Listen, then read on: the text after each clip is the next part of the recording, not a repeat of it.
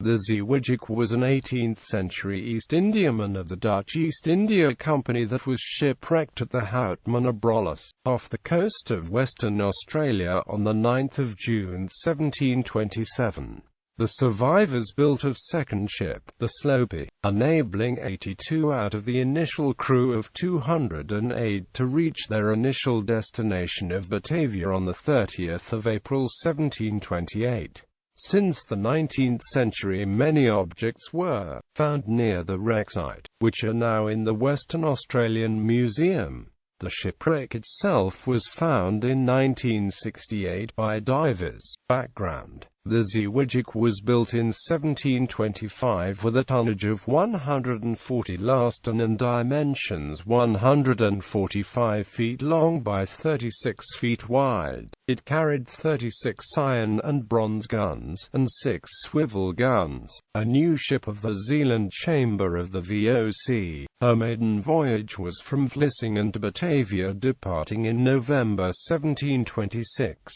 Upon departure, 208 seamen and soldiers were aboard, as well as a cargo of general building supplies and 315,836 guilders in 10 chests. Jan Stens from Middelburg was the skipper in his first command, replacing Jan Bogaert, who was too sick to sail. The VOC required ships to utilize the Brouwer route to cross from the Cape to Batavia, enjoying the prevailing westerlies by traveling eastwards until turning north. Turning north too late from a miscalculation in the longitude risked being wrecked on the coastal reefs of Australia. However, wishing to call into Western Australia, skipper Jan Stens ignored the company's directorate and protests from his steersmen and headed in.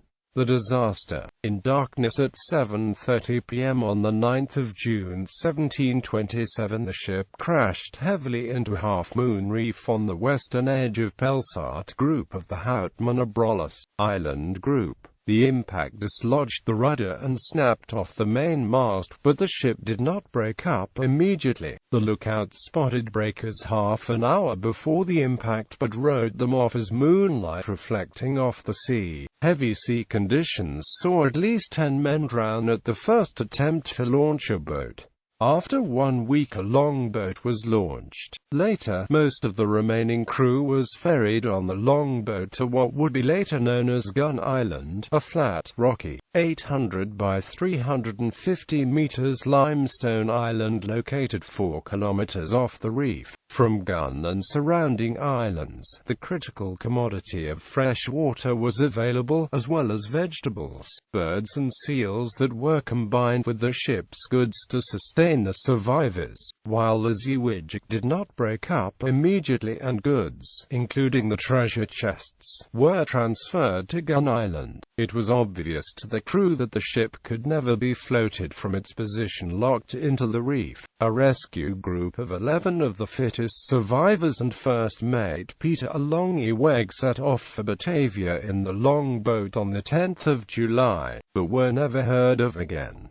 In December 1727, 2 boys were found guilty of having committed sodomy together. They were sentenced to death and marooned. The Sloepie. On 29 October 1727, the ship's log mentions the intentions of the crew to construct a vessel to carry them to Batavia. The Sloepie. On 7 November, the keel of the Sloepie was laid down, utilizing materials from the wrecked Zeewijk and local mangrove timber. She became a 20 meters long by 6 meters wide sloop, resembling a North Sea fishing vessel, constructed in 4 months and launched on 28 February 1728. The Sloepie was the first ever European ship built in Australia. On 26 March 88, men set off on the 1-month journey to Batavia. 6 died on the way, leaving 82 of the initial 208 to arrive in Batavia on 30 April 1728. Batavia's High Court of Justice prosecuted skipper Jan Stens for losing the Zeewijk and falsifying the ship's records. He lost his position, salary and property to the company. discovery and subsequent excavation. In 1848, HMS Beagle found relics at the campsite, including a VOC cannon and 2 coins dated 1707 and 1720, which helped to confirm that the site belonged to the Zeewijk. They named the Zeewijk Channel after the wreck.